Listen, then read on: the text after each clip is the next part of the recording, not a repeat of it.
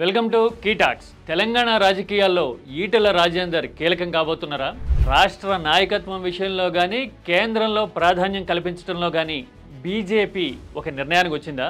ఆ పార్టీ నాయకత్వం నుంచి వస్తున్న ఫీలర్లే కాదు, రాష్ట్రంలో మారుతున్న పొలిటికల్ డైమెన్షన్స్ చూసినా ఇదే అనిపిస్తుంది. ఇంతకీ ఈటెల రాజకీయాల్లో క్రియాశీలకమైతే కనుక పరిస్థితులు ఎలా ఉండొచ్చు? డీటెయిల్గా చూద్దాం. This is KeyTalks for you.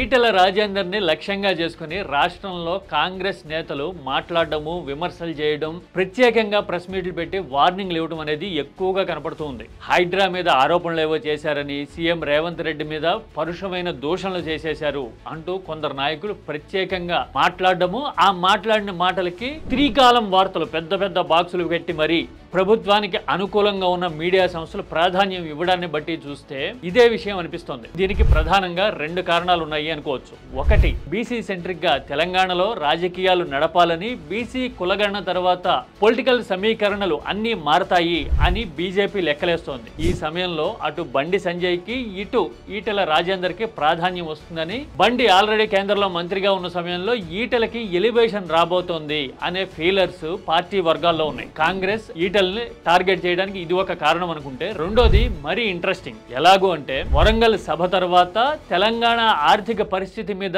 చేతులు ఎత్తేసినట్టుగా ముఖ్యమంత్రి మాట్లాడిన తర్వాత బీఆర్ఎస్ వైపు నుంచి తాకిడి ఎక్కువైంది. బీఆర్ఎస్, కేసీఆర్ మళ్ళీ బౌన్స్ బ్యాక్ అవుతున్నారని, కారు జోరు పెరుగుతోంది అనే మాట వినపడుతోంది. ఇలాంటి సమయంలో కారుని సబ్సైడ్ చేయడం కోసం బీజేపీకి దారిస్తూ బీజేపీ వర్సెస్ కాంగ్రెస్ హోరాహోరీ నడుస్తోంది అనే ఫీలర్ ఇవ్వడం కోసం కూడా ఈటెలని కాంగ్రెస్ టార్గెట్ చేసుకుంటోందా అనేది రెండో విషయం. ఇది పూర్తిగా వ్యూహాత్మకం. ఇలాంటివి క్షేత్రస్థాయిలో సర్ఫేస్ కావడానికి, జనానికి అర్థం కావడానికి చాలా ఎక్కువ టైం పట్టే అవకాశం ఉంది. నిజానికి తెలంగాణలో బీజేపీ చాలా స్తబ్దుగా అయిపోయింది. కీలకమైన విషయాలు కానీ, ప్రభుత్వం మీద వ్యతిరేకతకి కారణమవుతున్న అంశాల్లో ప్రజా పోరాటం చేయడం కానీ ఎక్కడా కనపట్లా.